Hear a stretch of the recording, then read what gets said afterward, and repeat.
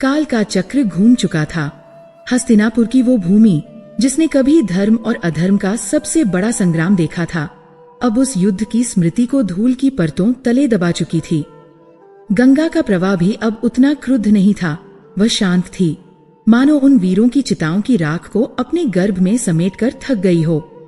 वैभव के वे दिन जब कुरु वंश की पताका त्रिलोक में फहराती थी, अब केवल कथाओं और लोकगीतों में सिमट कर रह गए थे।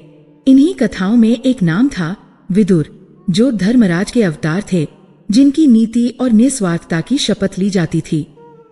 बहुत समय बीत गया।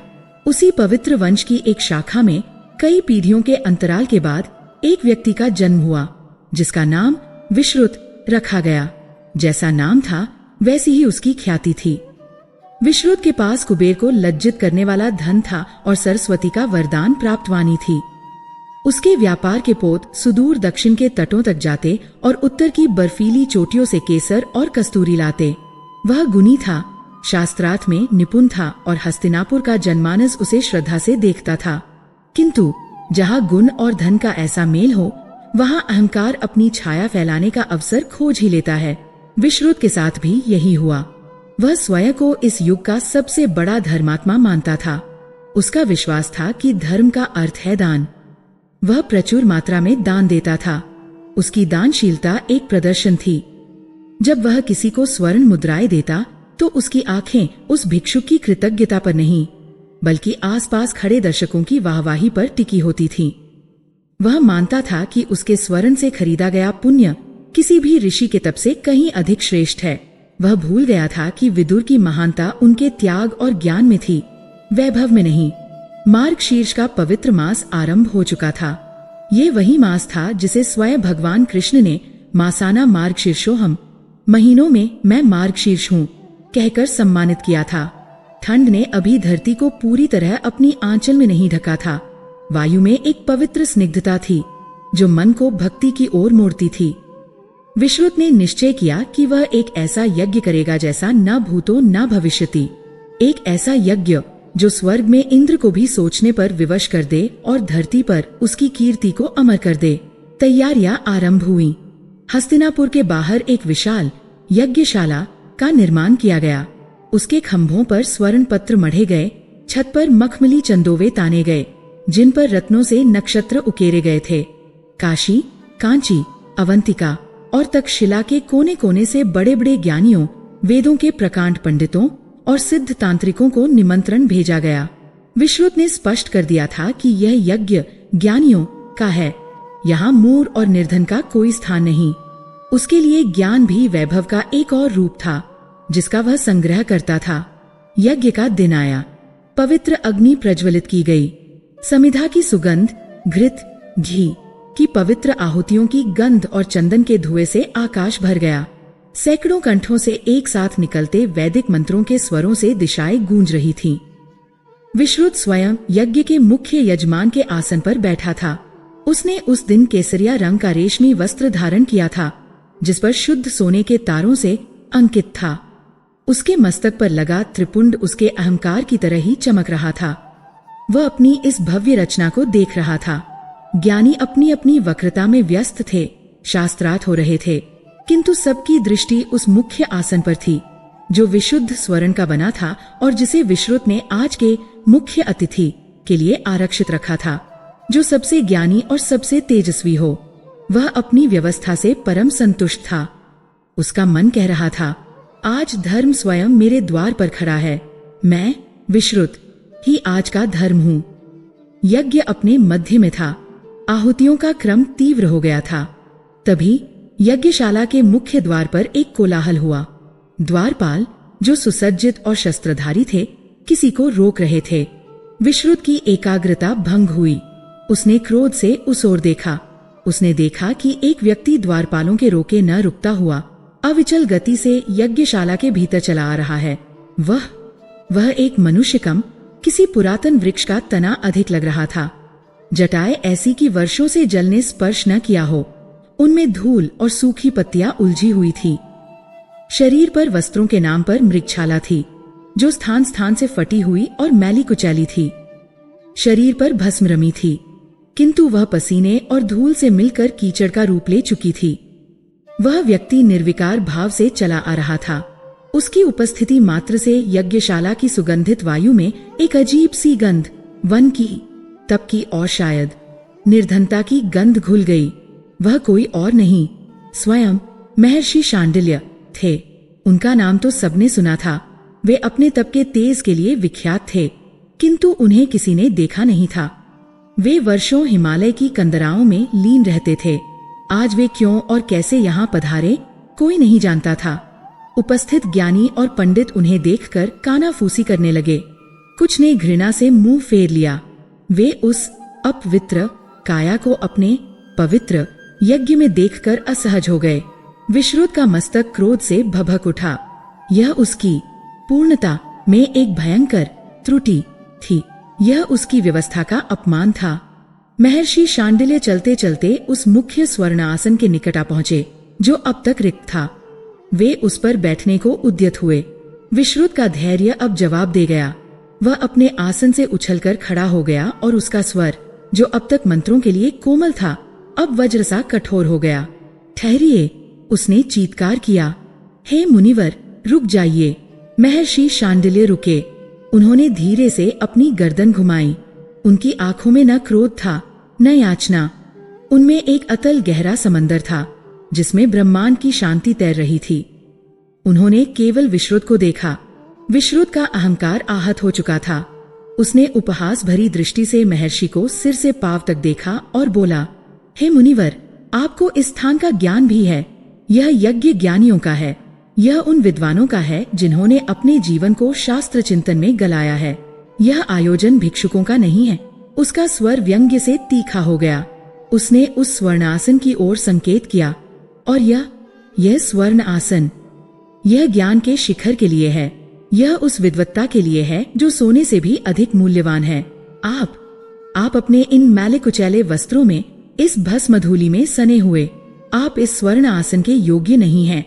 यहाँ का प्रत्येक तंतु आपके स्पर्श से अपवित्र हो जाएगा। विश्रुत ने एक पल के लिए सांस ली। उसे लगा उसने धर्म की रक्षा की है। उसने अपनी ओर से उदारता दिखाते हुए कहा, यदि आपको क्षुधा है तो द्वार पर जाए। यज्ञ के उपरांत वहां निर्धनों के लिए भोजन की व्यवस्था है। कृपया इस पवित्र अनुष्ठान में विघ्न न डालें और चले जाए। पूरी यज्ञशाला में एक भयावह शांति छा गई। मंत्र रुक गए। अग्नि की लपटें मानो स्थिर हो गईं। सभी की आंखें उन दो व्यक्तियों पर टिकी थीं। एक जो वैभव के शिखर पर खड़ा था, दूसरा जो त्याग की प्रतिमूर्ति था। महर्षि शांडिल्य के होठों पर एक विचित्र रहस्यमयी मुस्कान उभरी। वह हंसे नहीं, बस मुस्कुराए। वह मुस्कान इतनी शांत पर इतनी तीखी थी कि विश्रुत को एक पल के लिए अपने भीतर एक अनजानी सहरन महसूस हुई। महर्षि ने अपनी शांत किंतु गूंजती हुई वाणी में कहा, विश्रुत। उनकी आवाज में कोई कंपन नहीं था, फिर भी वह यज्ञशाला के हर खंभे से टकराकर लौटी। तूने स्वर्ण का मान किया, ज्ञान का नहीं। तूने वस्त्रों को देखा, उस आत्मा को नहीं जो उन वस्त्रों के भीतर तप रही है। महर्षि ने एक कदम आगे बढ़ाया। उनकी आंखें अब भी विश्रुत पर टिकी थीं। तू स्वयं को धर्मात्मा कहता है, तू विदुर का वंशज है। अरे मूढ़, विदुर ने जीवन भर ज्ञान की सेवा की, सोने की नहीं। तेरा यह यज्ञ, तेरा यह दान, तेरा यह वैभव, ये सब केवल तेरा अहंकार है। तूने धर्म को नहीं, अपने अहंकार को पूजा है। तूने आहुति अग्नि में नहीं, अपने दंभ में दी है। विश्रुत कांप गया। यह उसने क्या सुन लिया? उसका चेहरा सफेद पड़ गया। महर्षि की आवाज अब और ऊंची और अधिक दृढ़ हो गई। उसमें अब केवल तप का तेज नहीं, ब्रह्मांड का क्रोध सम्मिलित हो रहा था। और तेरे इस अहंकार ने, विश्रुत, तेरे इस घोर अंधकार ने, तेरे जन्म जन्मांतर के संचित पुण्यों को, उन सभी सुकर्मों को जिन्हें तू गिनता फिरता है, उन सबको अभी इसी क्षण भस्म कर दिया है। जैसे ही ये शब्द कहे गए, यज्ञ की अग्नि जो अब तक शांत थी, भयंकर रूप से भभक उठी और एक पल में ही बुझ गई। केवल धुआं और राख छोड़ गई। उपस्थित पंडितों के मुंह से चीख निकल गई। विश्रुत अविश्वास में पीछे हटा। नहीं, नहीं। महर्षि शांडिल्य ने अपना दाहिना हाथ उठाया, जैसे वे कोई अंतिम निर्णय सुना रहे हों। महर्षि शांडिल्य, तुझे श्राप देता हूँ कि अगले मार्गशीर्ष मास की पूर्णिमा से पहले ठीक 1 वर्ष के भीतर तू अपने सबसे बड़े पाप का साक्षात्कार करेगा। उस पाप का जिसे तूने अपने वैभव, अपने दान और अपने स्वर्ण आसनों के नीचे दबा रखा है। उस पाप का जिसे तू स्वयं भी भूल चुका है। श्राप की भयानकता से विश्रुत के पैर लड़खड़ा गए। सबसे बड़ा पाप मेरा? मैंने तो केवल पुण्य किया है। महर्षि की आंखें अंतिम बार दहकी। वही तेरा भ्रम है विश्रुत। और सुन, यदि तूने उस पाप को पहचान कर उसका सच्चे मन से प्रायश्चित न किया तो इस हस्तिनापुर की भूमि पर तेरा सर्वनाश निश्चित है। तेरा यह स्वर्ण पिघल जाएगा, तेरा ये मान मिट्टी में मिल जाएगा और तेरी आत्मा अनंत काल तक अंधकार में भटकती रहेगी। यह कहकर महर्षि शांडिल्य रुके नहीं। वे घूमे और किसी ने नहीं देखा कि वे द्वार से बाहर कैसे गए। वे बस अदृश्य हो गए, जैसे वे कभी वहां थे ही नहीं। वे अपने पीछे छोड़ गए एक बुझी हुई यज्ञवेदी, सन्न खड़े ज्ञानी और भय से कांपता हुआ विश्रुत। विश्रुत का सारा अहंकार एक पल में पिघलकर भय में बदल गया था। वह धड़ाम से उसी स्वर्ण आसन के चरणों में गिर पड़ा जिसे वह इतनी देर से बचा रहा था। उसका शरीर पसीने से लथपथ था। वह कांप रहा था। यज्ञशाला में अब कोई मंत्र नहीं था, केवल एक गूंज थी, एक भयावह प्रश्न जो हर कोने से टकरा रहा था। मेरा सबसे बड़ा पाप? विश्रुत ने अपने जीवन को खंगाला। दान, पुण्य, यज्ञ, सम्मान, उसे कुछ याद नहीं आया। वह कौन सा पाप था जो उसके पुण्यों से भी बड़ा था? वह कौन सी भूल थी जो महर्षि के श्राप को निमंत्रण दे आई? हस्तिनापुर का सबसे बड़ा धर्मात्मा आज अपने ही अंतःकरण में अपने सबसे बड़े पाप को ढूंढने के लिए विवश हो गया था और घड़ी ने टिक टिक करना शुरू कर दिया था। अगली मार्गशीर्ष पूर्णिमा में केवल 1 वर्ष शेष था। महर्षि शांडिल्य के अदृश्य होते ही यज्ञशाला में जो सन्नाटा छाया वह किसी वज्रपात से भी अधिक भयावह था। वह शांति नहीं थी, वह उस भयंकर कोलाहल का आवरण थी जो विश्रुत के भीतर आरंभ हो चुका था। बुझी हुई यज्ञवेदी से उठता धुआं स्वर्णखचित खंभों से लिपट रहा था, मानो उस सारे वैभव का दम घोंट रहा हो।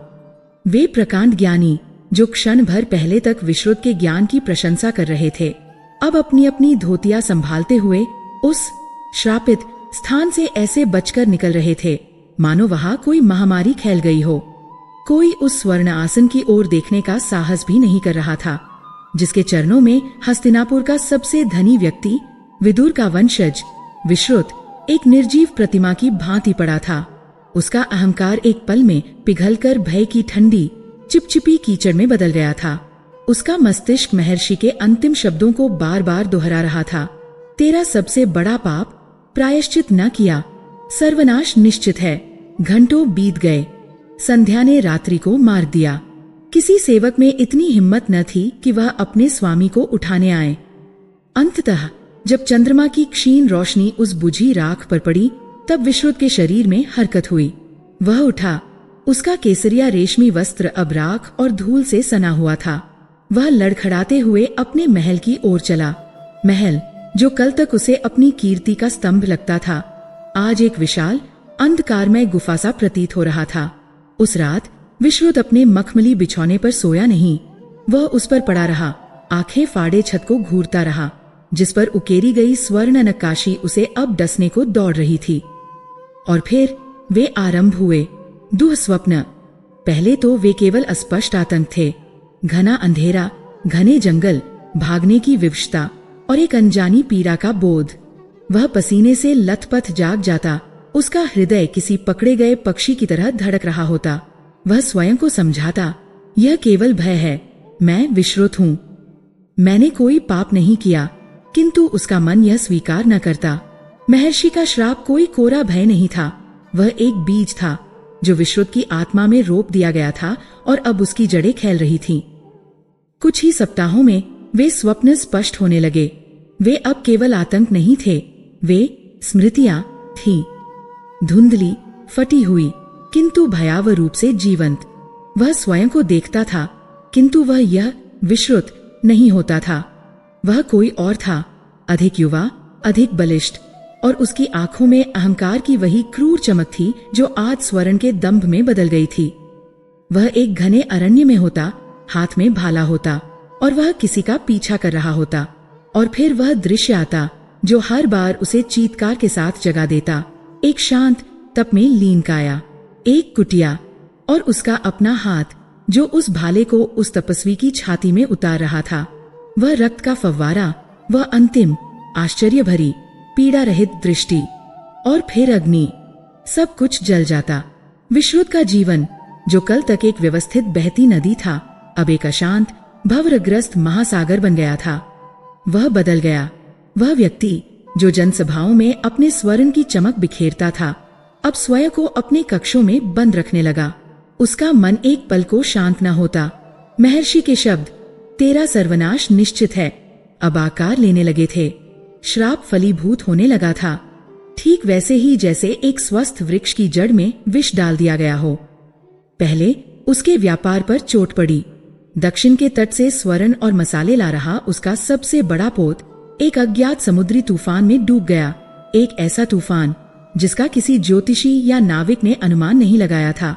उसके अन्न के भंडार जो हस्तिनापुर की आधी प्रजा का पेट भर सकते थे, उनमें रातों रात चूहों और घुन की ऐसी सेना ने आक्रमण किया कि सुबह तक वहां केवल धूल बची थी।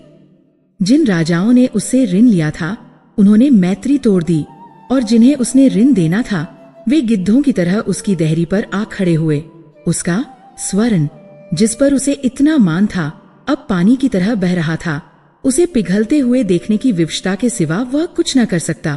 किंतु धन का नाश तो केवल बाहरी चोट थी, असली विनाश तो भीतर हो रहा था। उसका स्वास्थ्य बिगड़ने लगा। वह जो अपने सुगठित शरीर और कांतिवान चेहरे के लिए जाना जाता था, अब एक कंकाल मात्र लगने लगा था। अन्न उसके गले से नीचे न उतरता। हर कौर उसे उस तपस्वी के रक्त की याद दिलाता। निद्रा उससे कोसों दूर थी, और जब आती तो वह जागने के लिए प्रार्थना करता। उसकी बलिष्ठ भुजाएं जिनसे वह दान के थाल उठाता था, अब निरंतर कांपती रहती, शायद उसी भाले के भार से जो उसने उस पूर्व जन्म में उठाया था। हस्तिनापुर में चर्चाएं होने लगी।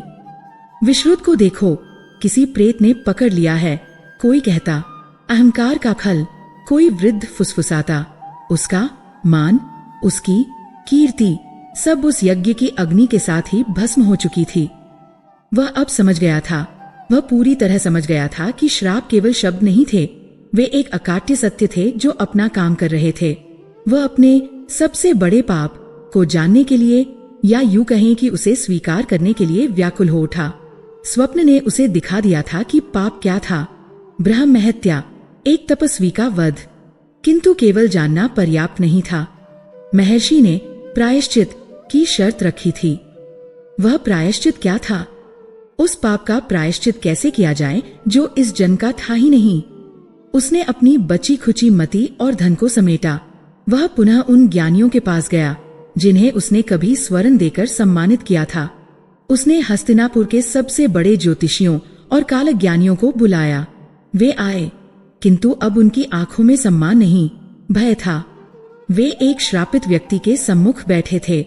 विश्रुत ने उनके सामने अपनी जन्मपत्री रखी। देखो, वह गिड़गिड़ाया, देखो और मुझे बताओ, मेरे पूर्व जन्म का पाप क्या है, उसका निवारण क्या है। ज्योतिषियों ने गणनाएं की, अंकों को जोड़ा, ग्रहों की चाल को परखा। उनके चेहरे सफेद पड़ते गए।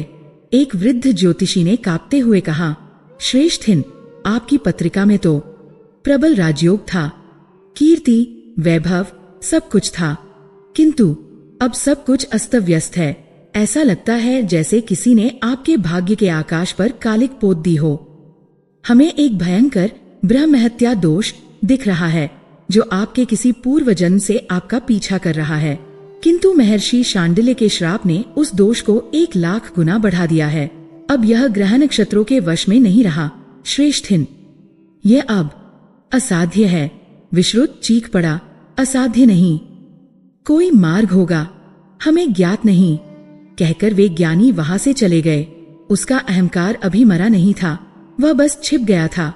जब ज्ञानियों से समाधान न मिला तो वह अंधकार की ओर मुड़ा। उसने तांत्रिकों और अघोरियों को बुलवाया। वे जो श्मशानों में साधना करते थे, जो प्रेत आत्माओं से बात करने का दावा करते थे। उन्होंने विश्रुत के महल में भयावह अनुष्ठान किए। हवन कुंड में विचित्र वस्तुएं डाली गईं। मध्य रात्रि में मंत्रोच्चार हुए। विश्रुत, जो कभी पवित्र वैदिक मंत्र सुनता था, अब उन तामसिक ध्वनियों को सुन रहा था, केवल इस आशा में कि कोई मार्ग मिले। एक तांत्रिक ने दावा किया कि वह उस मृत तपस्वी की आत्मा को बुला सकता है। उसने एक जटिल अनुष्ठान किया, किंतु जैसे ही उसने आत्मा का आवाहन किया, उसके अपने ही शरीर में आग लग गई। वह चीखता हुआ भागा। दूसरा तांत्रिक, जो वशीकरण का विशेषज्ञ था, उसने एक यंत्र बनाने का प्रयास किया जो श्राप को वश में कर ले, किंतु जैसे ही यंत्र पूरा हुआ, वह पिघलकर काला सीसा बन गया। तांत्रिक समझ गए। वे भी भाग खड़े हुए। उन्होंने जाते जाते कहा, विश्रुत, तूने जिसे मारा है वह कोई साधारण आत्मा नहीं, वह तप के तेज से भरी थी, और तुझे श्राप देने वाला स्वयं एक प्रज्वलित अग्निपुंज है। हमारी शक्तियां इस धर्म क्रोध के आगे तुच्छ हैं। अब विश्रुत के पास केवल एक ही मार्ग बचा था, जिसे वह सबसे अच्छी तरह जानता था, दान। उसे लगा शायद उसके पुण्य की मात्रा कम पड़ गई थी। यदि महर्षि ने कहा कि उसके पुण्य भस्म हो गए हैं, तो वह नए पुण्य अर्जित करेगा, इतने पुण्य की वे उस पाप के गड्ढे को भर दें। उसका अहंकार एक बार पुनः जाग उठा। इस बार धर्म के आवरण में उसने अपने दान को 10 गुना बढ़ा दिया। जो कुछ धन बचा था उसे वह लुटाने लगा। उसने घोषणा की कि हस्तिनापुर के हर निर्धन को 1 माह का भोजन उसकी ओर से दिया जाएगा। उसने सैकड़ों गायों को दान किया। उसने मंदिरों के शिखरों पर स्वर्ण कलश चढ़वाने का संकल्प लिया। वह स्वयं सुबह से शाम तक राजपथ पर बैठ जाता और हर आने जाने वाले को स्वर्ण मुद्राएं बांटता। वह चिल्लाता, लो और लो, ईश्वर से मेरे लिए प्रार्थना करो, कहो कि विश्रुत धर्मात्मा है। किंतु परिणाम उल्टा हुआ। उसकी अशांति कम होने के बजाय और बढ़ती गई। पहले जब वह दान देता था तो लोग उसे दानवीर कहते थे। अब जब वह दान दे रहा था तो लोग मुद्राएं तो उठा लेते, किंतु उनकी आंखों में कृतज्ञता के स्थान पर भय या दया होती थी। वे उसे एक पागल, एक श्रापित व्यक्ति के रूप में देखते थे। उसका दान अब दान नहीं रहा था, वह प्रायश्चित भी नहीं था, वह ब्रह्मांड को दी जाने वाली रिश्वत थी। वह अपने स्वर्ण से महर्षि के श्राप को खरीदना चाहता था, और यही उसकी सबसे बड़ी भूल थी।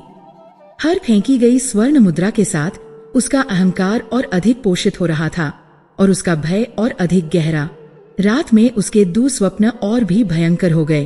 अब वह उस तपस्वी को केवल मरते हुए नहीं देखता, बल्कि उसे अपनी ओर घूरते हुए देखता, मानो कह रहा हो, व्यर्थ है विश्रुत, यह सब व्यर्थ है। समय रेत की तरह फिसलता जा रहा था। वर्षा ऋतु बीत गई। शरद का आगमन हुआ।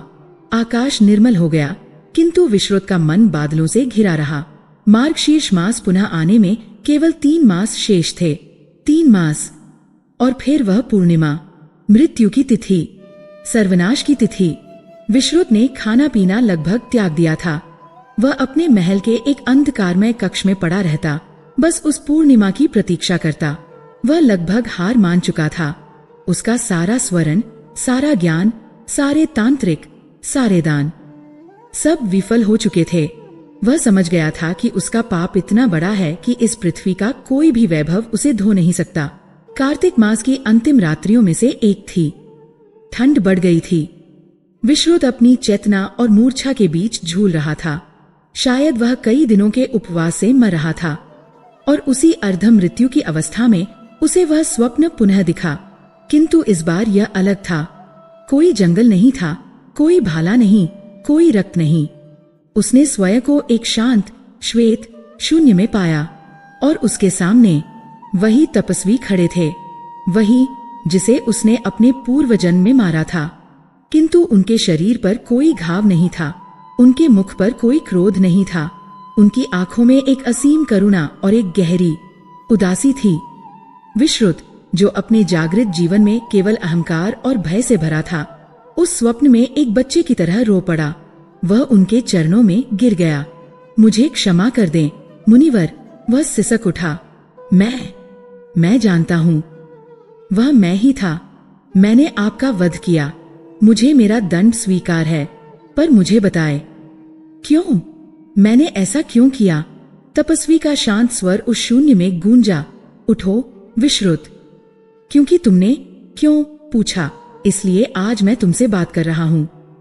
तुमने मेरा वध अपने क्षत्रिय दंभ में किया था। मैंने तुम्हारे आखेट को अपनी कुटिया में शरण दी थी और तुमने इसे अपने पौरुष का अपमान समझा। तुमने धर्म के रक्षक को ही मार डाला। मैं इसका प्रायश्चित कैसे करूं? विश्रुत ने याचना की। मैंने अपना सर्वस्व लुटा दिया, पर शांति नहीं मिली। तपस्वी के होठों पर वही मुस्कान आई जो कभी महर्षि शांडिल्य के होठों पर थी। विश्रुत, उन्होंने कहा, मेरा अंश अभी भी पृथ्वी पर भटक रहा है। तुम्हारी हिंसा ने मेरे शरीर को तो मार दिया, पर मेरी आत्मा जो मोक्ष के द्वार पर खड़ी थी, उसे तुमने वापस संसार के बंधन में खींच लिया। मेरे तप का एक अंश, मेरी एक अधूरी इच्छा, वह अभी भी इस पृथ्वी पर भटक रही है। विश्रुत, वह अतृप्त है। विश्रुत को आशा की एक किरण दिखाई दी। कहाँ है वह अंश? मुझे बताए। मैं उसके लिए स्वर्ण का मंदिर बनवाऊंगा। मैं उसे सहस्र गायें भेंट करूंगा। मैं? तपस्वी ने उसे बीच में ही टोक दिया। स्वर्ण? तुम फिर वही भूल कर रहे हो विश्रुत। तुम्हारे स्वर्ण ने ही तुम्हारा अहंकार पोषित किया और मेरे प्राण लिए। तू मुझे स्वर्ण से नहीं, केवल उस वस्तु से तृप्त कर सकता है। कौन सी वस्तु मुनिवर? कौन सी? विश्रुत ने उतावलेपन से पूछा। मैं पाताल से भी उसे ढूंढ लाऊंगा। तपस्वी ने अपनी आंखें मूंद ली, मानो किसी गहरी स्मृति में खो गए हों। वह एक ऐसी वस्तु है जो न स्वर्ण है न रत्न। वह केवल मार्गशीर्ष के पवित्र मास में ही मिलती है। केवल वही वस्तु मेरे उस अतृप्त अंश की ज्वाला को शांत कर सकती है। पर वह है क्या? और आपका वह अंश कहाँ मिलेगा? तपस्वी का बिंब धुंधला होने लगा। उसे ढूंढो विश्रुत। उसे अपने स्वर्ण से नहीं, अपने हृदय से ढूंढो। नहीं, रुकिए, मुझे बताकर जाए। तपस्वी का स्वर दूर होता गया। मार्गशीर्ष, केवल मार्गशीर्ष। और विश्रुत की नींद टूट गई। वह अपने कक्ष में अकेला था। बाहर पौ फट रही थी। उसका शरीर अभी भी कांप रहा था, किंतु यह भय से नहीं, एक नई व्याकुलता से था। श्राप की घड़ी निकट आ रही थी, किंतु पहली बार उसे विनाश के स्थान पर एक मार्ग दिखा था। एक पहेली, तपस्वी का अंश कहा था, और वह रहस्यमयी वस्तु क्या थी जो केवल मार्गशीर्ष में ही मिलती थी और जो स्वर्ण से भी अधिक मूल्यवान थी। विश्रुत के पास समय नहीं था। मार्गशीर्ष मास बस दहलीज पर था। स्वप्न टूट गया था, किंतु उसका आतंक बना हुआ था। विश्रुत अपने कक्ष में जाग तो गया, परंतु उसका मन अभी भी उस श्वेत शून्य अंधकार में भटक रहा था। तपस्वी के शब्द केवल उस वस्तु से तृप्त कर सकता है जो मार्गशीर्ष में ही मिलती है। उसके मस्तिष्क में एक अंतहीन प्रतिध्वनि की तरह गूंज रहे थे। वह वस्तु क्या थी? और उस तपस्वी का अंश कहाँ था? मार्गशीर्ष का मास आरंभ हो चुका था। हस्तिनापुर में शीत लहर आरंभ हो गई थी, किंतु विश्रुत के लिए ये समय की गति थी जो उसे प्रति क्षण अपनी मृत्यु, अपने सर्वनाश की ओर धकेल रही थी। उसका क्षीण हो चुका शरीर अब एक नई व्याकुलता से जल रहा था। उसने अपने सेवकों को, अपने बचे खुचे सलाहकारों को दौड़ाया। ढूंढो, हस्तिनापुर के हर कोने में ढूंढो। हर उस वस्तु का पता लगाओ जो केवल मार्गशीर्ष में ही मिलती है। हर उस व्यक्ति का पता लगाओ जो अतृप्त हो। किंतु यह खोज ऐसी थी जैसे कोई वायु को मुट्ठी में बांधना चाहे। वह क्या ढूंढ रहा था? कोई जड़ी बूटी, कोई रत्न, कोई पवित्र पुष्प, या कोई मनुष्य? वह स्वयं भी नहीं जानता था। मार्गशीर्ष का प्रथम सप्ताह बीत गया और विश्रुत की निराशा गहन अंधकार में बदलने लगी। वह अपने महल के उस कक्ष में बैठा था जिसे उसने अपना पूजा कक्ष बना रखा था। वहां अब कोई स्वर्ण की प्रतिमा नहीं थी, केवल एक बुझा हुआ दिया और ठंडी राख का ढेर था।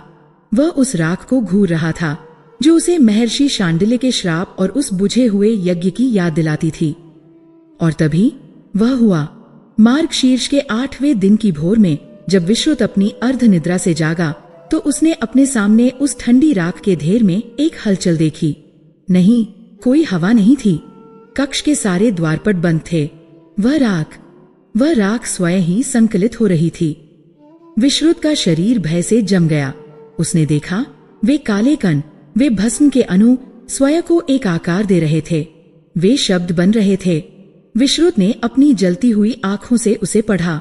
उस राख पर, जो उसके अपने अहंकार के जलने का प्रतीक थी, केवल 3 शब्द उकेरे हुए थे, मैं भूखा हूं। एक पल के लिए विश्रुत को लगा कि उसका हृदय रुक गया है। ये क्या संदेश था? यह कौन था? क्या यह उस तपस्वी का अंश था? क्या उसकी अतृप्त आत्मा भूखी थी? विश्रुत का मस्तिष्क, जो स्वर्ण और वैभव के गणित का आदी था, उसने इस पहेली का उत्तर भी अपने ही ढंग से निकाला। भूख। वह चीत्कार कर उठा, तो ये भूख है। तपस्वी भूखा है। उसकी आत्मा अन्न के लिए, तृप्ति के लिए भटक रही है। उसका वर्षों का संस्कार, उसका वैश्य सुलभ, यद्यपि वह वंश से क्षत्रिय था, पर कर्म से वह केवल वैभव को जानता था। मस्तिष्क तुरंत सक्रिय हो उठा। यदि कोई भूखा है तो उसे भोजन दो। यदि कोई अंश भूखा है तो पूरी पृथ्वी को भोजन करा दो। उस अंश तक भोजन स्वयं पहुंच जाएगा। उसके भीतर का दानवीर विश्रुत, जो महर्षि के श्राप से भयभीत होकर छिप गया था, अब एक नए उन्माद के साथ बाहर आया। ये प्रायश्चित का अवसर था।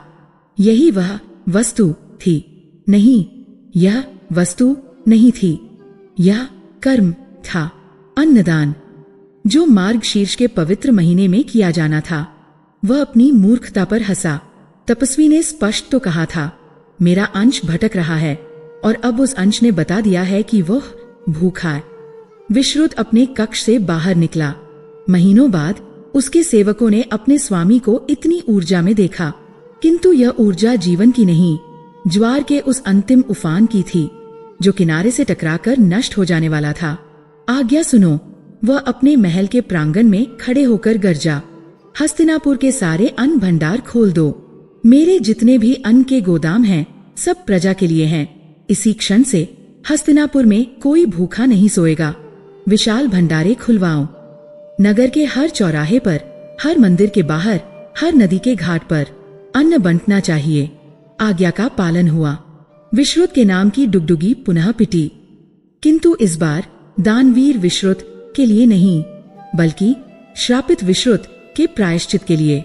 नगर में घोषणा करवा दी गई कि जब तक मार्गशीर्ष का मास है, तब तक विश्रुत का भंडारा 24 घंटे चलता रहेगा। कोई भी आए, कोई भी खाए। और हस्तिनापुर में अन्न की नदियां बह निकली। विशाल कड़ाहों में घृत, घी खौलने लगा। पूड़ियों के ढेर लगने लगे। केसर और पयस, खीर की सुगंध, जो कभी विश्रुत के यज्ञ में भी इतनी प्रचुर नहीं थी, वह अब नगर की गलियों में घूमने लगी। साधु, सन्यासी, भिक्षुक, निर्धन, अपाहिज, और वे भी जो केवल स्वाद के लिए आ रहे थे, सब उस भंडारे में टूटे पड़े।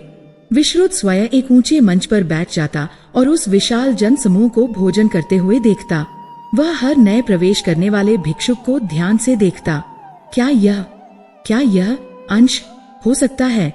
वह हर कृशकाय शरीर में उस तपस्वी को ढूंढता। वह स्वर्ण मुद्राएं नहीं, अब अन्न के थाल फेंक रहा था। वह सोचता, लो, खाऊं और तृप्त हो जाओ। मुझे इस श्राप से मुक्त करो। दिन बीतते गए। मार्गशीर्ष का आधा महीना बीत गया। पूर्णिमा की तिथि, वह भयावह तिथि, निकट आ रही थी। भंडारे पहले से अधिक विशाल हो गए थे। विश्रुत ने अपना शेष धन भी इस महायज्ञ में झोंक दिया था, किंतु उसके मन की अशांति कम नहीं हुई, वह और बढ़ गई। क्यों? वह सब कुछ तो कर रहा था। वह भूखों को भोजन करा रहा था। फिर यह कैसा अंतःकरण था जो हर रात उसे धिक्कारता था? उसे शांति क्यों नहीं मिल रही थी? वह अन्न तो दान कर रहा था, पर वह स्वयं एक कौर गले से नीचे न उतार पाता। वह जब भी उस प्रचुर भोजन को देखता, उसे उन भिक्षुकों की आंखों में कृतज्ञता नहीं, केवल भूख दिखती। एक ऐसी भूख जो इस अन्न से शांत नहीं हो रही थी। उसे लगता मानो वह आग में घी नहीं, पानी डाल रहा हो, जो केवल धुआं उत्पन्न कर रहा था, अग्नि को प्रज्वलित नहीं। पूर्णिमा में केवल 7 दिन शेष थे। उस रात्रि विश्रुत थककर अपने मंच पर ही सो गया और उसे स्वप्न आया। वही स्वप्न, वही राख। उसने देखा कि वह अपने भंडारे के मध्य खड़ा है। चारों ओर भोजन के पर्वत हैं, खीर के सरोवर हैं और लाखों लोग। नहीं, वे लोग नहीं हैं, वे केवल छायाएं हैं। वे उस भोजन को खा रहे हैं, वे खा रहे हैं, किंतु उनकी भूख मिट नहीं रही। वे भोजन उनके मुंह से गिरकर राख बनता जा रहा है। और फिर विश्रुत ने देखा, वह सारा भोजन, पूड़ियों के वे पर्वत, खीर के वे सरोवर, सब कुछ धीरे धीरे राख में बदल रहा है। वही यज्ञ की बुझी हुई अपवित्र राख। और वह राख का ढेर ऊंचा उठता गया। उसने भिक्षुकों को ढक लिया, उसने हस्तिनापुर को ढक लिया, उसने स्वयं विश्रुत को उसकी गर्दन तक ढक लिया। वह सांस नहीं ले पा रहा था, वह उस राख के समुद्र में डूब रहा था। और तब उस राख पर वही शब्द पुनः उभरे, किंतु इस बार वे अधिक भयावह थे। मैं अभी भी भूखा हूँ। विश्रुत की चीख निकल गई। वह पसीने से लथपथ जाग उठा। भंडारा अभी भी चल रहा था। रात्रि के उस पहर में भी कुछ लोग खा रहे थे, किंतु विश्रुत के लिए वह सब एक धोखा था, एक छलावा। उसका दान, उसका पुण्य, उसका यह प्रायश्चित, सब व्यर्थ था, सब राख था। वह विक्षिप्त सा हो उठा, उसका मस्तिष्क चटक गया। व्यर्थ है, सब व्यर्थ है, वह चिल्लाया। उसने अपने कीमती रेशमी वस्त्रों को फाड़ डाला। उसने अपने गले से वह अंतिम स्वर्णहार नोचकर फेंक दिया। इस स्वर्ण ने मुझे मारा है, इस अन्न ने मुझे धोखा दिया है। वह एक पागल की तरह मंच से कूदा और अंधेरे में दौड़ पड़ा। सेवकों ने उसे रोकना चाहा, पर उसकी आंखों में वह उन्माद देखकर कोई पास न आया। उसने एक भिक्षुक के मैले कुचैले वस्त्र, जो उसने वहीं त्यागे थे, पहन लिए। अपना मुंह उसने उसी राख से पोत लिया। वह भेष बदलकर एक पागल भिक्षुक का रूप धरकर रात्रि में ही नगर भ्रमण को निकल पड़ा। वह उन भंडारों से दूर भाग रहा था जो उसने स्वयं ही खोले थे। वह अपनी ही कीर्ति से, अपने ही पुण्य से भाग रहा था। वह नहीं जानता था कि वह कहाँ जा रहा है। उसके पैर उसे स्वयं खींच रहे थे। वह हस्तिनापुर की भव्य अट्टालिकाओं से दूर, तंग, अंधकारमयी गलियों से होता हुआ नगर के अंतिम छोर पर आ पहुंचा। वह स्थान जहां नगर की सीमा समाप्त होती थी और श्मशान की भूमि आरंभ होती थी। वहां गंगा के तट पर एक अति प्राचीन टूटा हुआ मंदिर था, जिसकी छत गिर चुकी थी, जिसकी दीवारों से पीपल के वृक्ष उगाए थे। कभी यह नगर का मुख्य मंदिर रहा होगा, पर अब यहाँ कोई दिया जलाने वाला भी न था। उसी टूटे मंदिर की सीढ़ियों पर, जहाँ चंद्रमा का पीला प्रकाश पड़ रहा था, उसे एक आकृति दिखी। एक मनुष्य नहीं, मनुष्य का एक ढांचा मात्र, एक कृशकाय दुबलापतला साधु, जिसकी हड्डियां उसकी सूखी चमड़ी से बाहर झांक रही थीं। वह इतनी भयंकर शीत में, जब विश्रुत भी कांप रहा था, केवल एक लंगोट पहने बैठा था। वह ठंड से ठिठुर रहा था, उसके दांत बज रहे थे, किंतु वह अविचल आंखें मूंदे बैठा था, मानो अपनी मृत्यु की प्रतीक्षा कर रहा हो। विश्रुत के भीतर का दानवीर एक अंतिम बार जागा। उसे लगा, शायद यह इतना भूखा है कि मेरे भंडारे तक पहुंच ही नहीं पाया। यही है वह, यही है। वह लड़खड़ाता हुआ उस साधु के पास पहुंचा। उसके स्वर में अब अहंकार नहीं, केवल व्यग्रता थी। बाबा, उसने कहा, बाबा, क्या आप भूखे हैं? आपने कई दिनों से खाया नहीं लगता। उठिए, मेरे भंडारे में चलिए, वहां उत्तम भोजन है, मैं आपको स्वयं परोसूंगा। साधु ने कोई प्रतिक्रिया नहीं दी। वह मूर्तिवत बना रहा। विश्रुत ने अधीर होकर उसका कंधा झकझोर दिया। सुनते नहीं बाबा, आप ठंड से मर जाएंगे, भूख से मर जाएंगे। चलिए, भोजन कर लीजिए। धीरे से उस साधु ने अपनी आंखें खोली और विश्रुत ने उन आंखों में जो देखा, उससे उसकी आत्मा कांप गई। वे आंखें एक मरते हुए भूखे व्यक्ति की नहीं थीं। उन आंखों में एक अद्भुत दहकता हुआ तेज था। उनमें न भूख थी, न पीड़ा। उनमें एक विचित्र उपहास था और एक ऐसी गहराई जिसमें सहस्रों जन्मों का ज्ञान तैर रहा हो। साधु के सूखे होंठ हिले। वह हंसा। वह एक सूखी, कर्कश हंसी थी जो उस टूटे मंदिर के खंडहरों में गूंज उठी। वैश्य, साधु ने कहा। यह संबोधन एक चाबुक की तरह विश्रुत पर पड़ा। अरे मूर वैश्य, तू पूरी दुनिया को खिला रहा है। तूने अन्न के पर्वत खड़े कर दिए हैं, पर जिसे खिलाना है उसे तू देख ही नहीं पा रहा। विश्रुत चकित रह गया। वह हकलाया, क्या क्या मतलब? मैं आपको ही। साधु पुनः हंसा। इस बार उसकी हंसी में करुणा थी। तू मुझे इस अन्न से तृप्त करेगा। विश्रुत, तेरी भूख अलग है, मेरी भूख अलग है। विश्रुत के पैरों तले जमीन खिसक गई। वह जड़वत खड़ा रह गया। यह साधु कौन है? यह जो उसके भंडारे का अन्न मृत्यु के मुख पर खड़ा होकर भी अस्वीकार कर रहा है, यह उसका नाम कैसे जानता है? और तेरी भूख अलग है, मेरी भूख अलग है, इसका क्या अर्थ है? उसकी भूख, हाँ, विश्रुत को भी एक भूख थी, शांति की, मुक्ति की। पर इस साधु की भूख क्या थी? क्या ये वही है, तपस्वी का वह अंश? क्या यह साधु उसके पूर्व जन्म के उस घिनौने पाप के बारे में सब कुछ जानता है? विश्रुत उस टूटे हुए मंदिर की सीढ़ियों पर जड़वत खड़ा था। वैश्य, उस साधु का यह संबोधन उसके कानों में पिघले हुए शीशे की तरह गूंज रहा था। तेरी भूख अलग है, मेरी भूख अलग है।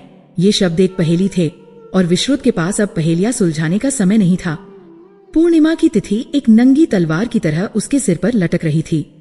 उसका सारा दंभ, उसका दानवीर होने का स्वांग इस एक कृशकाय व्यक्ति के सामने बिखर गया था, जो मृत्यु के द्वार पर खड़ा होकर भी उसके अन्न को अस्वीकार कर रहा था। कौन है आप? विश्रुत के स्वर में अब अहंकार नहीं, केवल एक खोखला भय था। आप मेरा नाम कैसे जानते हैं? और इस भूख का क्या अर्थ है? यदि आपको अन्न नहीं चाहिए तो क्या चाहिए? स्वर्ण, रत्न? मैं? साधु की वह सूखी कर्कश हंसी रात्रि के सन्नाटे को चीर गई। स्वर्ण? वह थूका, वही जो तूने महर्षि शांडिल्य को दिखाना चाहा था, वही जिसने तुझे अंधा कर दिया। अरे मूढ़, क्या तू अब भी नहीं समझा? तू स्वर्ण से ब्रह्महत्या के पाप को धोना चाहता है। तू अन्न के ढेरों से उस तपस्वी की अतृप्त आत्मा को शांत करना चाहता है। विश्रुत के पैरों तले की बची खुची भूमि भी खिसक गई। यह साधु यह सब जानता था। श्राप, यज्ञ, पूर्वजन्म, सब कुछ। आप कौन हैं? वह उस साधु के चरणों में गिर पड़ा, वही मैली कुचैली राख से सनी देह लिए। आप ही मार्ग दिखाइए मुनिवर, मैं भटक गया हूँ, मेरा सर्वनाश निकट है। मुझे बताइए आपके अंश की, उस तपस्वी के अंश की भूख क्या है? साधु ने आंखें मूंद लीं। उसके मुख पर घोर पीड़ा की एक लहर दौड़ी। वह ठंड से नहीं, किसी आंतरिक ज्वाला से कांप रहा था। उसने हाफते हुए कहा, मैं वैष्णवदास हूँ। वैष्णवदास? हाँ, मैं उस तपस्वी का अंश नहीं हूँ। विश्रुत, मैं उसी तपस्वी का पुत्र हूँ। जब तूने अपने पूर्व जन्म के उस क्षत्रिय दंभ में मेरे पिता का वध किया, तब मैं गर्भ में था। मेरी माता ने मेरा जन्म वन में ही दिया और विक्षिप्त होकर चल बसी। मैं अनाथ, इस संसार में केवल एक वस्तु लेकर जन्मा, प्यास। विश्रुत ने अविश्वास से पूछा। हाँ, प्यास। मेरे पिता मोक्ष के द्वार पर थे और तेरी हिंसा ने उन्हें भटका दिया। मैं उनके उस अधूरे तप की अतृप्त प्यास हूँ। मैं भूखा नहीं विश्रुत, मैं प्यासा हूँ। मेरा ये शरीर देख। वैष्णवदास ने अपनी जीर्ण शीर्ण चादर हटाई। चंद्रमा के प्रकाश में जो दिखा, उसे देखकर विश्रुत की आत्मा सिहर उठी। साधु का पूरा शरीर गलित कुष्ठ, कोढ़ से भरा था। उसके घावों से रक्त और मवाद रिस रहा था। यह कोढ़, वैष्णवदास ने कहा, यह मेरे शरीर में नहीं, मेरी आत्मा में है। यह वही अतृप्त क्रोध है, वही घृणा है जो मेरे पिता के वध से जन्मी थी। मैं इसे पीढ़ियों से ढो रहा हूँ। तो मैं क्या करूं? विश्रुत गिड़गिड़ाया। इसका प्रायश्चित क्या है? आपकी यह प्यास कैसे बुझेगी? वैष्णवदास ने अपनी दहकती हुई आंखें खोली और सीधा विश्रुत की आंखों में देखा। मेरी यह प्यास, मेरा यह कोढ़, यह केवल एक ही वस्तु से मिट सकता है, तेरे स्वरण से नहीं, तेरे अन्न से नहीं। इसे केवल मार्गशीर्ष का अमृत ही शांत कर सकता है। मार्गशीर्ष का अमृत। विश्रुत ने इस शब्द को ऐसे पकड़ा जैसे कोई डूबता हुआ तिनके को पकड़ता है। ये वही वस्तु थी जिसका संकेत तपस्वी ने स्वप्न में दिया था। हाँ, वैष्णवदास ने कहा, एक ऐसा अमृत जो केवल इसी पवित्र मास में उपलब्ध होता है। वह मेरे इस आत्मिक कोड को धो सकता है और मेरे पिता की आत्मा को तृप्ति दे सकता है। विश्रुत, जो क्षण भर पहले तक एक हारा हुआ विक्षिप्त भिक्षुक था, अब एक शिकारी बन गया था जिसे अपना शिकार दिख गया हो। उसका मस्तिष्क फिर से दौड़ने लगा। अमृत, एक औषधि, एक जड़ी बूटी, या कोई दिव्य जल। उसे लगा कि उसने पहेली का अंतिम सिरा पकड़ लिया है। वह उठ खड़ा हुआ। उसका पुराना अहंकार एक नए रूप में लौट आया। मैं इसे ढूंढ लाऊंगा। कहाँ मिलेगा यह अमृत? बाबा, उसने व्यग्रता से पूछा, क्या यह हिमालय की कंदराओं में है या पाताल के नागों के पास? मुझे बताइए, मैं पूर्णिमा से पहले इसे ले आऊंगा। मैं आपको यह अमृत पिलाऊंगा, आप तृप्त होंगे और मैं श्राप से मुक्त हो जाऊंगा। वैष्णवदास के होठों पर वही करुण मुस्कान लौटी। यह न तो पर्वत पर है न पाताल में, यह तो भक्ति में है। विश्रुत, जा ढूंढ, मेरे पास अधिक समय नहीं है। यह कहकर वैष्णवदास ने आंखें मूंद ली और पुनः पीड़ा से करा उठे। विश्रुत वहां एक पल भी नहीं रुका। उसका लक्ष्य स्पष्ट था, मार्गशीर्ष का अमृत ढूंढना, वैष्णवदास को पिलाना और श्राप को मिटाना। वह अभी भी एक सौदा कर रहा था। वह अभी भी अपने सर्वनाश से भाग रहा था। वह उस टूटे मंदिर से निकलकर वापस नगर की ओर भागा, अपनी अंतिम सबसे बड़ी खोज के लिए। अगले ही क्षण विश्रुत का वह उन्माद हस्तिनापुर के बचे खुचे वैद्य और हकीमों पर कहर बनकर टूटा। उसने अपने महल के उस हिस्से को, जो अभी गिरा नहीं था, पुनः अपना दरबार बना लिया। मुझे मार्गशीर्ष का अमृत चाहिए। वह उस कंकाल सी देह में भिक्षुक के वस्त्रों में एक सम्राट की तरह गरजा। जो भी मुझे वह लाकर देगा, मैं उसे अपना यह महल, यह बची खुची जागीर सब दे दूंगा। वैद्य और हकीम थरथर कांप रहे थे। वे इस पागल श्रापित व्यक्ति से भयभीत थे। मार्गशीर्ष का अमृत? उन्होंने अपने पोथों और ग्रंथों में ऐसा कोई नाम नहीं सुना था। एक वृद्ध वैद्य ने, जो शायद चरक का अनुयायी था, साहस करके कहा, श्रेष्ठिन, मार्गशीर्ष में तो शीत की अधिकता होती है इस समय। अमृत? हाँ, हिमालय के उत्तुंग शिखरों पर एक सोमवल्ली होती है, जो केवल मार्गशीर्ष की पूर्णिमा के चंद्र प्रकाश में ही, कहते हैं, रस देती है। शायद आप उसकी बात कर रहे हैं। एक यूनानी हकीम ने, जो कभी विश्रुत के व्यापारिक मित्रों के साथ आया था, इस बात का खंडन किया। बकवास, यह कोई जड़ी बूटी नहीं हो सकती। अमृत यानी आबहयात।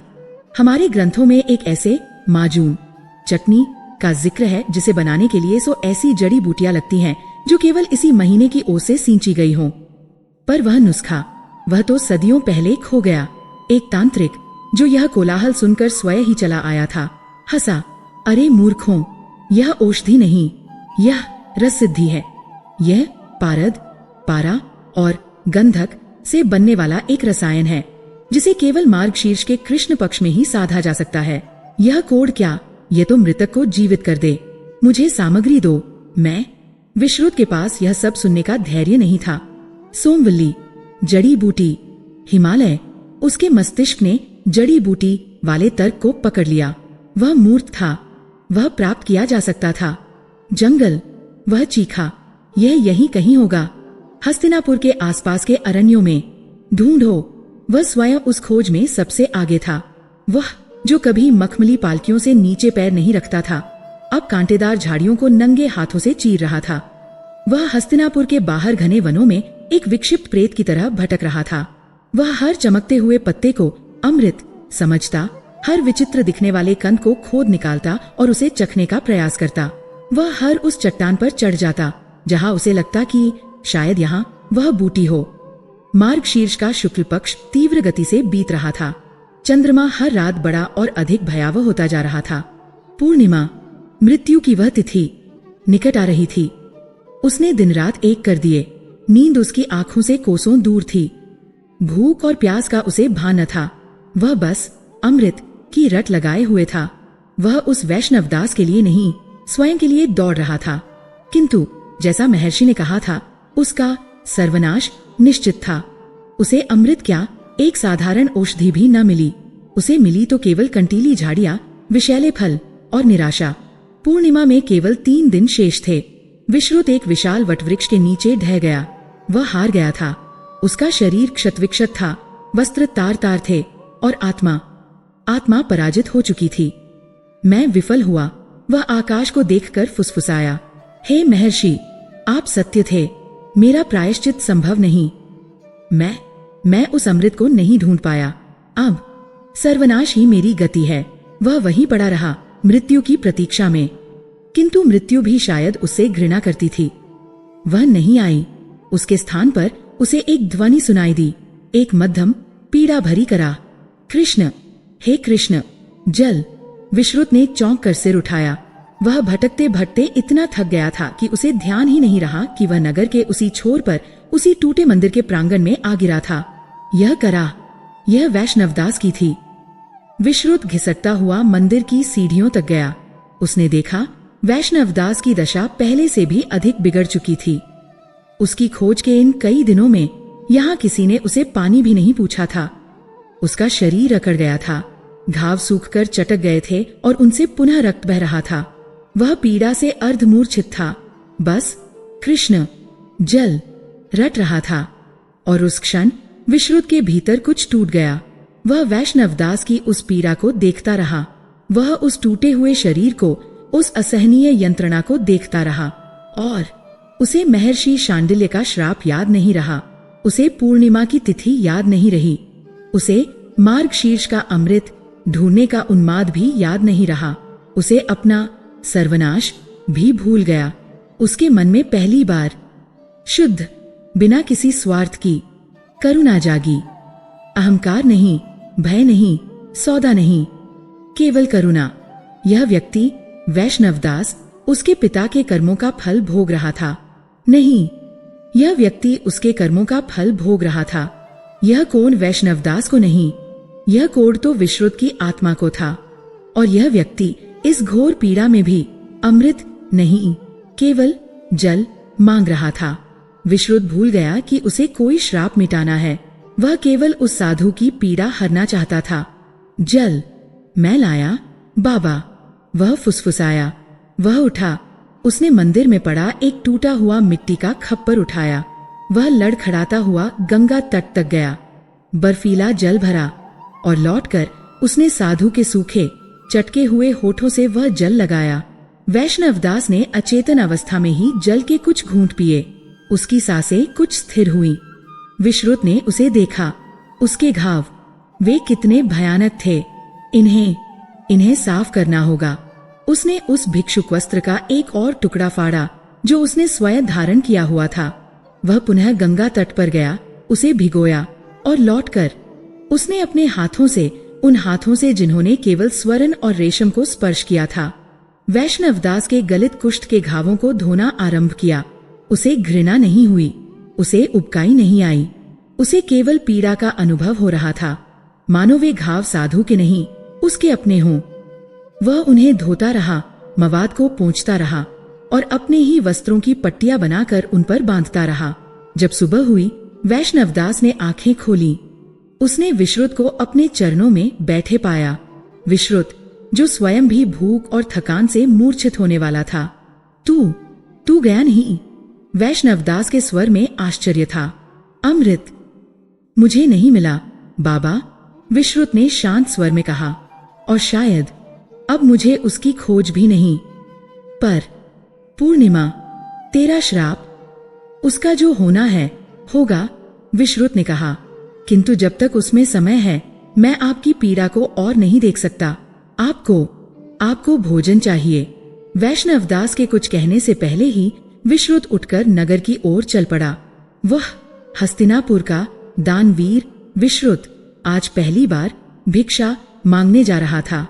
वह उन्हीं गलियों में खड़ा था जहां कभी उसके नाम की जय जयकार होती थी। लोगों ने उसे पहचाना। देखो, पागल सेठ, सब लूट गया। वे हंसे। किसी ने पत्थर फेंका, किसी ने गाली दी। विश्रुत खड़ा रहा। उसका अहंकार मर चुका था। उसने अपना वही खप्पर आगे कर दिया। भिक्षा दे दो, एक भूखे साधु के लिए, एक वृद्धा को जिसे कभी विश्रुत ने अपने भंडारे से दुत्कार दिया था। उसे दया आ गई। उसने अपनी सूखी रोटी में से आधी तोड़कर उसके खप्पर में डाल दी। वह आधी रोटी विश्रुत के लिए उस मार्गशीर्ष के अमृत से भी अधिक मूल्यवान थी। वह दौड़ता हुआ लौटा। उसने वैष्णवदास को उठाया, उस सूखी रोटी को गंगाजल में भिगोया और उसे अपने हाथों से टुकड़े टुकड़े करके खिलाया। वैष्णवदास ने वर्षों बाद अन्न का ऐसा स्वाद चखा था। अब यही उनकी दिनचर्या बन गई। विश्रुत भिक्षा मांग कर लाता। जो कुछ मिलता, रूखा सूखा, बासी, जूठा, वह वैष्णवदास को खिलाता। वह स्वयं भूखा रहता, पर साधु की सेवा में कोई कमी न रखता। वह दिन में 3 बार उनके घावों को धोता और रातें सबसे कठिन थीं। मार्गशीर्ष की ठंड अब हड्डियों तक को जमा रही थी। वैष्णवदास पीड़ा से कराहते। उनका ध्यान बंटाने के लिए विश्रुत क्या करता? उसे अपने वैभव के दिनों की याद आई। नहीं, उसे अपने बाल्यकाल की याद आई। उसे अपनी दादी से सुनी कथाएं याद आईं। वह उस रात वैष्णवदास के ठंडे पैरों को अपनी गोद में रखकर दबाने लगा और बोला, बाबा, आपको नींद नहीं आ रही? मैं आपको एक कथा सुनाता हूँ। और उस टूटे मंदिर में उस रात्रि विश्रुत ने कृष्ण कथा आरंभ की। एक समय की बात है बाबा, वृंदावन में एक नटखट बालक था। वह माखन चुराता था, पर उसकी आंखें वे ऐसी थी कि वह रात रात भर जागकर वैष्णवदास को कृष्ण कथाएं सुनाता। वह उन्हें पूतनावत सुनाता, कालियदमन सुनाता, गोवर्धन धारण सुनाता। वह स्वयं उन कथाओं में इतना डूब जाता कि उसे अपनी भूख प्यास, अपने श्राप, अपनी मृत्यु का भय कुछ भी स्मरण न रहता। उसका पूरा अस्तित्व, उसकी चेतना उस सेवा में और उस कथा में विलीन हो गई थी। और जैसे जैसे विश्रुत की सेवा और उसकी कथा का रस गहराता गया, एक चमत्कार होने लगा। वैष्णवदास ठीक होने लगे। विश्रुत, जो अपनी ही धुन में मगन था, उसने पहले ध्यान नहीं दिया। उसे बस इतना लगा कि बाबा की कराहें कम हो गई हैं। फिर एक दिन जब वह उनके घावों पर पट्टी बांधने लगा तो उसने देखा घाव भर रहे थे। गलित कुष्ठ व लाइलाज बीमारी। वह पीछे हट रही थी। मवाद की जगह नई गुलाबी त्वचा उग रही थी और वैष्णवदास के मुख का तेज वह बढ़ने लगा था। वह कृष्काय शरीर जो मृत्यु की प्रतीक्षा कर रहा था, उसमें अब जीवन की एक नई आभा झलकने लगी थी। विश्रुत ये चमत्कार देखकर हैरान था। ये कैसे संभव था? भिक्षा की सूखी रोटी और गंगाजल से यह कैसे हो सकता था? उसे लगा कि ये शायद उन कृष्ण कथाओं का प्रभाव है। वह और अधिक भक्ति से कथाएं सुनाने लगा। मार्गशीर्ष शुक्ल पक्ष की चतुर्दशी की भोर थी। कल पूर्णिमा थी, सर्वनाश का दिन। विश्रुत ने वैष्णवदास को देखा। वे लगभग पूर्ण स्वस्थ लग रहे थे। उनके मुख पर वही तेज था जो विश्रुत ने उस रात पहली बार देखा था, किंतु अब उसमें उपहास नहीं, केवल असीम शांति थी। विश्रुत व्याकुल हो उठा। वह उनके चरणों में बैठ गया। बाबा, वह कांपते स्वर में बोला, आप तो स्वस्थ हो रहे हैं। यह ईश्वर की कृपा है, किंतु मैं विफल हो गया। कैसी विफलता? पुत्र। वैष्णवदास ने पहली बार उसे पुत्र कहा। मैं आपके लिए मार्गशीर्ष का अमृत नहीं ढूंढ पाया। विश्रुत रो पड़ा। मैंने जंगल छान मारे, पर मुझे कुछ न मिला। और देखिए, पूर्णिमा बस एक दिन दूर है। कल मेरा सर्वनाश निश्चित है। मैं आपकी सेवा तो कर पाया, पर स्वयं को नहीं बचा पाया। वैष्णवदास उस भोले पराजित विश्रुत को देखकर मुस्कुराए। उनकी आंखों में वही रहस्यमय चमक थी।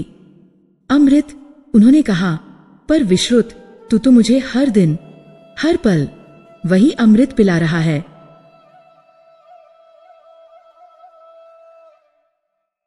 वह प्रकाशपुंज, वह दिव्य दर्शन, वह चतुर्भुज रूप, वह सब कुछ उसी एक क्षण में सिमट गया जिसमें वह प्रकट हुआ था।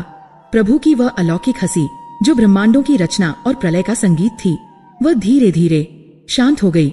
वह असीम नीला प्रकाश जिसने उस टूटे हुए मंदिर के खंडहरों को वैकुंठ का वैभव प्रदान किया था, वह सिमटने लगा।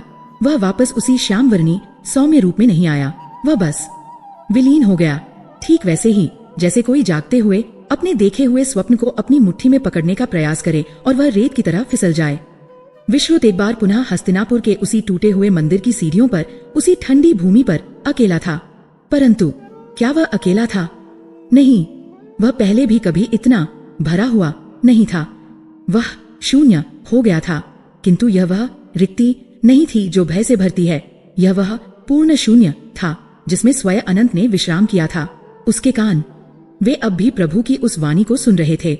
वह वाणी बाहर के कोलाहल में नहीं, उसके भीतर की आत्मा में गूंज रही थी। वह दिव्य रूप जा चुका था, किंतु उसका रहस्य अब विश्रुत को सौंपा जा चुका था। मार्गशीर्ष की पूर्णिमा का वह चंद्रमा जो कुछ क्षण पहले तक उसकी मृत्यु का, उसके सर्वनाश का साक्षी बनने आया था, वह अब भी आकाश में अपने पूर्ण वैभव पर था। किंतु अब उसकी किरणें विश्रुत को बर्फीले खंजर की तरह नहीं, बल्कि माँ के उस वात्सल्यपूर्ण स्पर्श की तरह लग रही थी, जो अपने तपे हुए पुत्र को शीतलता प्रदान कर रही हो। वह रात जो काल रात्रि थी, वह दिव्य रात्रि बन चुकी थी। वह भूमि पर पड़ा रहा, न जाने कितनी देर, हंसता रहा, रोता रहा। वह अपने हाथों को देख रहा था, वही हाथ जिनसे उसने कभी स्वर्ण मुद्राएं अहंकार से फेंकी थीं, वही हाथ जिनसे उसने पूर्व जन्म में एक तपस्वी का वध किया था, और वही हाथ जिनसे उसने उन गलित कुष्ठ के घावों को धोया था जो स्वयं प्रभु ने धारण किए थे। उसके ये हाथ, ये अब उसके नहीं रहे थे, ये साधन बन गए थे। तभी उसके अंतःकरण में, जो अब निर्मल हो चुका था, भगवान कृष्ण की वह वाणी, वह समाधान गूंजा जो उन्होंने उस दिव्य दर्शन के अंत में कहा था। यह वह ज्ञान था जो अब विश्रुत की आत्मा का अंग बन गया था। विश्रुत, वह गूंज कह रही थी, तुम अपने पाप के बोझ से व्याकुल थे। तुम अपने अहंकार में यह मानते थे कि तुम्हारा दान तुम्हें बचा लेगा, और जब वह विफल हुआ तो तुम अपने भय में यह मानने लगे कि तुम्हारा सर्वनाश निश्चित है। तुम दोनों ही अवस्थाओं में स्वयं को कर्ता मान रहे थे, किंतु सत्य यह नहीं है। मार्गशीर्ष मेरा ही स्वरूप है। वह वाणी उस पर उस रहस्य को खोल रही थी जिसे जानने के लिए योगी युगों तक तप करते हैं। यह मास, यह केवल काल का एक खंड नहीं है, यह मेरी ही ऊर्जा का सघनतम रूप है। जब मैंने गीता में कहा मासाना मार्गशीर्षोहम, तब मेरा अर्थ था कि ये वही समय है जब पृथ्वी की चेतना भक्ति को ग्रहण करने के लिए सबसे अधिक उर्वर होती है। यह वह मास है जब मेरे और मेरे भक्त के बीच का पर्दा सबसे झीना होता है। किंतु उस आंतरिक संवाद ने विश्रुत को समझाया, केवल पवित्र मास ही पर्याप्त नहीं है। तुम्हारा पूर्वजन्म का पाप, वह ब्रह्म हत्या, वह इतना सघन, इतना काला था कि उसे केवल किसी पवित्र नदी में स्नान करने से या कुछ मंत्रों का जाप करने से नहीं धोया जा सकता था। वह पाप, वह तुम्हारे अहंकार की संतान था। वह तुम्हारे दंभ से जन्मा था कि तुम एक क्षत्रिय, किसी भी तपस्वी के नियम से बड़े हो। उस पाप को काटने के लिए उसी स्तर के एक कर्म की आवश्यकता थी, और वह कर्म है निस्वार्थ सेवा। विश्रुत को वह क्षण याद आया जब वह मार्गशीर्ष के अमृत की खोज को त्याग कर केवल वैष्णवदास की पीड़ा से द्रवित हो उठा था। हाँ विश्रुत, वह वाणी मानो उसकी स्मृति को पढ़ रही हो। जब तक तुम प्रायश्चित करने के लिए, श्राप मुक्ति पाने के लिए मेरी सेवा कर रहे थे, तब तक वह कर्म नहीं, एक सौदा था। वह तुम्हारे भय से जन्मा था, किंतु जिस क्षण तुम पूर्णिमा के भय को भूल गए, अपने सर्वनाश की चिंता को त्याग दिया और केवल दूसरों की पीड़ा हरने के लिए, एक दूसरे जीव की व्यथा को शांत करने के लिए निस्वार्थ भाव से कर्म में उतरे, उसी क्षण विश्रुत, उसी क्षण चमत्कार घट गया। मार्गशीर्ष के इस पवित्र मास में वह समाधान गूंजा जो कोई भी अपने अहंकार को, अपनी मैं रूपी पहचान को किंचित मात्र भी त्याग कर केवल और केवल दूसरों की पीड़ा हरने के लिए, बिना किसी फल की आशा के निस्वार्थ भाव से कर्म करता है, उसके जन्म जन्मांतर के संचित पाप, चाहे वे ब्रह्म हत्या जितने ही घोर क्यों न हो, वे उसी क्षण, उसी पल ऐसे भस्म हो जाते हैं जैसे अग्नि का एक छोटा सा कण भी सूखी लकड़ी के विशाल ढेर को क्षण भर में राख कर देता है। विश्रुत को अब वह अग्नि और सूखी लकड़ी का रहस्य समझ आया। उसका 1 वर्ष का संताप, महर्षि शांडिल्य का श्राप, उसका धन का नाश, उसका स्वास्थ्य का क्षय, यह सब उस अग्नि का ईंधन नहीं था। यह सब तो उस गीली लकड़ी, उसके पाप और अहंकार को सुखाने की प्रक्रिया थी। वह पूरी तरह सूख चुका था, और तब निःस्व आर्त सेवा की वह छोटी सी चिंगारी जो उसने कृष्ण कथा के रूप में दी, उसने उस पूरे ढेर को एक ही पल में भस्म कर दिया। उसका प्रायश्चित हो चुका था, उसका समाधान हो चुका था, और तब उस आंतरिक शांति के मध्य उस वरदान का उदय हुआ। वह अब केवल ज्ञान नहीं था, वह कृपा थी। प्रभु का वह सौम्य दिव्य रूप मानो एक बार पुनः उसके हृदय आकाश पर उदित हुआ। विश्रुत, इस बार वह वाणी बाहर से नहीं, भीतर से आई, किंतु उसमें वही अधिकार था। तुमने अपने अहंकार को उस सेवारूपी अग्नि में भस्म कर दिया है। तुमने अपने पापों को धो डाला है। मैं श्री कृष्ण वासुदेव, मैं जो इस मार्गशीर्ष का स्वामी हूँ, मैं तुम्हें महर्षि शांडिल्य के उस श्राप से, जो मेरी ही प्रेरणा थी, पूर्णतः मुक्त करता हूँ। विश्रुत ने अपने शरीर में एक सिहरन अनुभव की। उसे लगा मानो उसके कंधों पर सदियों से, जन्मों से जो एक अदृश्य पर्वत का भार था, वह हट गया। वह हल्का हो गया, इतना हल्का कि वह वायु में तैर सकता था। किंतु प्रभु की वह स्नेहवानी जारी रही, केवल श्राप मुक्ति पर्याप्त नहीं है विश्रुत। तुमने जिस अमृत का निर्माण किया है उसका पान भी तो करो। तुमने मुझे मेरे नाम का अमृत पिलाया, तुमने मेरी सेवा का अमृत पाया। अब मैं तुम्हें अपनी भक्ति का वरदान देता हूँ। और यह वरदान, ये श्राप मुक्ति से भी बड़ा था। भक्ति का वरदान, इसका अर्थ था कि विश्रुत का वह शून्य जो अब शुद्ध हो चुका था, वह अब प्रेम से भर गया। इसका अर्थ था कि अब उसे शांति पाने के लिए या पाप धोने के लिए सेवा नहीं करनी थी। अब वह सेवा इसलिए करेगा क्योंकि अब उसे हर दुखी, हर पीड़ित, हर भूखे, हर वैष्णवदास में स्वयं कृष्ण दिखाई देंगे। उसका कर्म अब प्रायश्चित नहीं, पूजा बन गया था। यह भक्ति का वरदान था। विश्रुत उन आंसुओं को रोक न सका जो अब भय या पीड़ा के नहीं, बल्कि शुद्ध आनंद और कृतज्ञता के थे। वह उस भूमि पर मस्तक रखे पड़ा रहा। किंतु भगवान की लीला अभी समाप्त नहीं हुई थी। एक अंतिम और सबसे महान वरदान अभी शेष था। प्रभु की वाणी में अब एक गंभीर, त्रिलोक को कंपा देने वाली उद्घोषणा थी। हे विश्रुत, तुम्हारी यह यात्रा, ये केवल तुम्हारी नहीं है, यह उस हर आत्मा की यात्रा है जो अहंकार के स्वर्ण आसन पर बैठकर स्वयं को धर्मात्मा मान बैठी है। यह उस हर मनुष्य की कहानी है जो अपने ही पुण्यों के दंभ में अंधा हो गया है। तुम तो निमित्त मात्र थे। तुम्हारे पाप, तुम्हारा श्राप, तुम्हारी पीड़ा, तुम्हारा उन्माद और तुम्हारा ये दिव्य प्रायश्चित, यह सब तो एक कथा को जन्म देने के लिए रचा गया था। एक ऐसी कथा जो आने वाले युगों तक भटकते हुए मनुष्यों को मार्ग दिखाएगी। अतः प्रभु ने अपना अंतिम वरदान देते हुए कहा, मैं यह वरदान देता हूँ, आज से, इसी क्षण से तुम्हारी यह कथा, तुम्हारे इस परिवर्तन की यह गाथा मार्गशीर्ष महात्म्य का सबसे देदीप्यमान अंग बनेगी। जो कोई भी पापी, पुण्यात्मा, भटकी हुई आत्मा तुम्हारी इस परिवर्तन की कथा को, तुम्हारे उस घोर अहंकार से लेकर इस निस्वार्थ सेवा तक की इस पवित्र यात्रा को, इस परम पवित्र मार्गशीर्ष मास में सुनेगा या श्रद्धा भाव से दूसरों को सुनाएगा। प्रभु एक पल को रुके, मानो अपने शब्दों में ब्रह्मांड की समस्त करुणा को भर रहे हों। उसके चित्त पर, उसकी चेतना पर पड़े हुए जन्मों के पापों का मैल, वह अज्ञान, वह वासना, वह क्रोध का मैल, वह उसी क्षण ऐसे धुल जाएगा जैसे सूर्य के उदय होते ही अंधकार विलीन हो जाता है। उसे मेरी कृपा, उसे मेरा सान्निध्य अवश्य अवश्य अवश्य प्राप्त होगा। यह वरदान केवल विश्रुत को नहीं, यह वरदान उस कथा को ही मिल गया था। और उस उद्घोषणा के साथ सब शांत हो गया। आंतरिक वाणी मौन हो गई, दिव्य उपस्थिति विलीन हो गई। अब वहां केवल विश्रुत था और उसका नया जन्म। पौ फटने लगी थी। मार्गशीर्ष पूर्णिमा की वह रात्रि अब समाप्त हो रही थी। आकाश में अब चंद्रमा का रजत नहीं, बल्कि सूर्य की पहली किरण का स्वर्ण घुलने लगा था। इस प्रकार विश्रुत के प्रायश्चित की वह दिव्य कथा, जो एक व्यक्ति के घोर पाप और उसके सर्वनाश से आरंभ हुई थी, वह भगवान की करुणा, मार्गशीर्ष के पवित्र मास के प्रभाव और निस्वार्थ सेवा की अग्नि में तपकर स्वयं ही अमृत बन गई। वह एक ऐसी गाथा बन गई जो सुनने मात्र से ही सुनने वाले के पापों का क्षय करने वाली और उसे प्रभु की भक्ति प्रदान करने वाली बन गई। विश्रुत का जीवन अब सार्थक हो चुका था। वह विश्रुत प्रसिद्ध तो पहले भी था, पर अब वह परम पवित्र हो गया था।